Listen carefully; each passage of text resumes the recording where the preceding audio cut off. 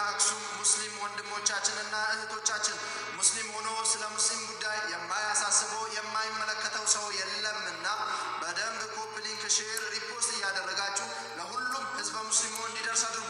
በትናንትናው ዕለት በአክሱም ከተማ ላይ የተደረገ በዝግ ስብሰባ ነበረ። በዛ ስብሰባ ላይ ምክትል ከንቲባው የጸጥታ አካላትም ተሳትፏሉ።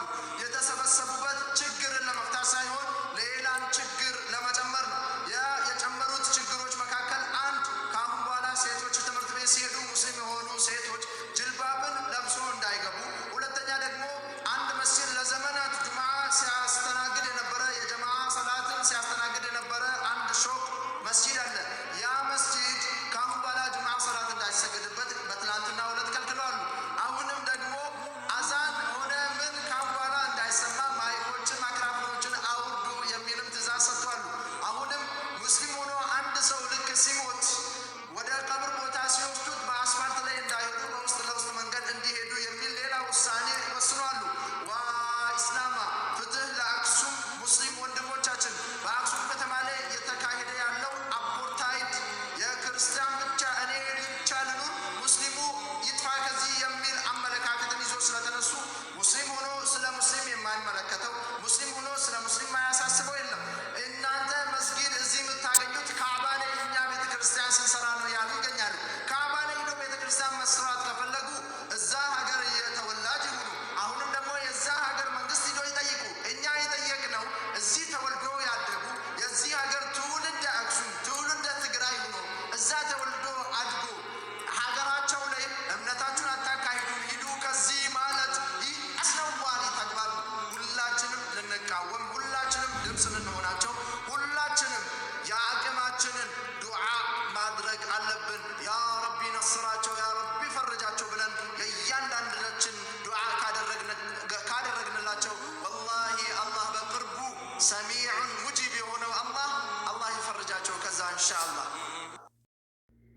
አሰላሙ አለይኩም ወረህመቱላሂ ወበረካቱ። ውድና የተከበራችሁ የዩቲዩብ ቻናል ቤተሰቦች እንዴት እንደምቆያችሁ እንደምንከረማችሁልኝ ብያላችሁበት ሰላማችሁ ዝት ብዝዝት ይበል እያልኩ እንዲሁ ዛሬ ብቅ ብያለሁኝ። ዛሬ ብቅ ያልኩት አሁንም ለአክሱም ሙስሊሞች ፍትህ ለመጠየቅ ነው። እውነት ለመናገር እየተደረገ ያለው እየተካሄደ ያለው መጀመሪያ በመግቢያ ላይ ቪዲዮ ላቅቄላችኋለሁኝ። በደንብ ልንመለከተው ይገባል። የአክሱም ጉዳይ በጣም አንገብጋቢና በጣም ቅስም ሰባሪ በቃ እኔ እንጃ ምን እንደምል ሱብሃንአላህ። በጣም የሚያሳዝን በእኔ እንጃ ኢትዮጵያዊነቴን እስተጣለው እኔ የምሬን ነው የምላችሁ። እውነት በጣም ነው የሚያንገበግበውና እባካችሁ አሁንም ሙስሊም ሶሻል ሚዲያ ላይ ያለን ሙስሊሞች ድምፅ ልንሆናቸው ይገባል። የጩኸታቸውን ልናንጸባረቅላቸው ይገባል። ኢትዮጵያ ላይ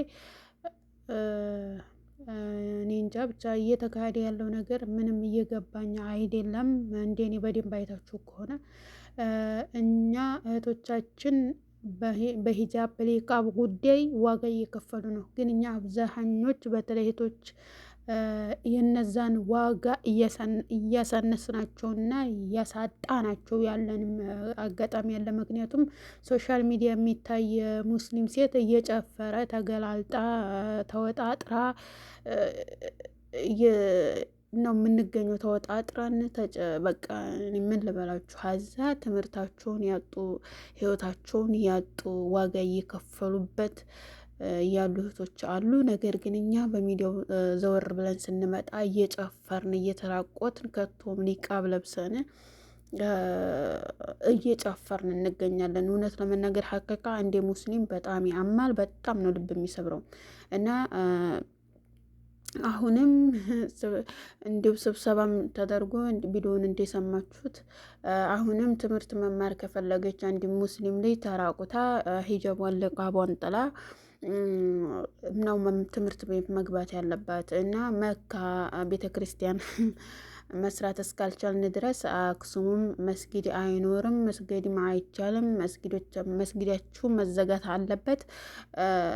እንዲሁም ስሞቱ ራሱ በነጻነት በሻሪያ ይዛችሁ መንቀሳቀስ አትችሉም። ጂናዛችሁን ተደብቃችሁ እኔ እንጃ። እኔ ኢትዮጵያ ያለ ህዝብ እውነት ያስባል። እኔ በተለይ እነዚህ በአመራር ውስጥ ተሰግስገው ያሉ ሰዎች እውነት አቃል አላቸው፣ እውነት ያስባሉ። እንደ ሰብአዊነት አንድ አገርን ያስጠብቃል። አገር ጠባቂ ተብሎ ህዝብ ተመልምሎ ሀገርን ያስከበራል የተባለ መከላከያ ወይንም ምንም አላቃቸውም ባይዘው ምን እንደሆኑ ብቻ የፖሊሶች አገርን ማረጋጋት ሲገባቸው ሙስሊሞችን እየገቡ ጆነሳይድ እየፈጸሙባቸው ይገኛል። ባካችሁ ሙስሊሞች ቆም ብለን ልናይ ይገባል። ልንይ እህት ወንድሞቻችን አባቶቻችን ፍትህ ልንጠይቅላቸው ይገባል። እኔ ሶሻል ሚዲያውን ዘወር ብዬ ሳይ ሁሉም ፌመስ የሆናችሁት እንኳ በተወሰነ ሰው አልሆነ በቀር እንጂ ድምጽ ለአክሱም ህዝብ ለአክሱም ሙስሊም ፍትህ የሚል ሰው አላየውም። በቃ ለምን እንደዚህ ሙስሊሙ ማህበረሰብ እንዲደነዘዘ እኔ አላውቅም። አይዶን ነው ምን እየታሰበ እንደሆነ እኔ ይሄ እኮ በጣም አንገብጋቢና ቀይ መስመር ጉዳይ ነው። እንዴት ፍትህ ለእህቶቻችን ትምህርት ተፈናቅለው ተገላልጣችሁ ተራቁታችሁ በቀር እኛ በፈለግነው አይነት መንገድ በቀር መማር አትችሉም የሚባል በጣም የሚዘገንን ስራ እየተሰራባቸው እኛ ምን እያረግን ነው? በተለይ በሚዲያው ዓለም ያለን ሰዎች እንዴት ነው ፍትህ ለአክሱም እንዲህ አሁን የማንልበት ጉዳይ ፍትህ የማንጠይቅባቸው ጉዳይ ለምንድን ነው? ሙስሊም ማህበረሰብ እንደዚህ በልክ የደነዘዘው ምን ተሰምቶት ነው? አያመውም ወይ? አንድ ሙስሊም ሶላት መስገድ አትችልም እንዴ? ራቁትህን ሂድ። አንዲት እህትህ ራቁትህን መሄድ ያለበት፣ ሴት ልጅህ ራቁቷን መሄድ ያለበት ተገላልጣ እንጂ ተሸፍና ትምህርት መማር አትችልም።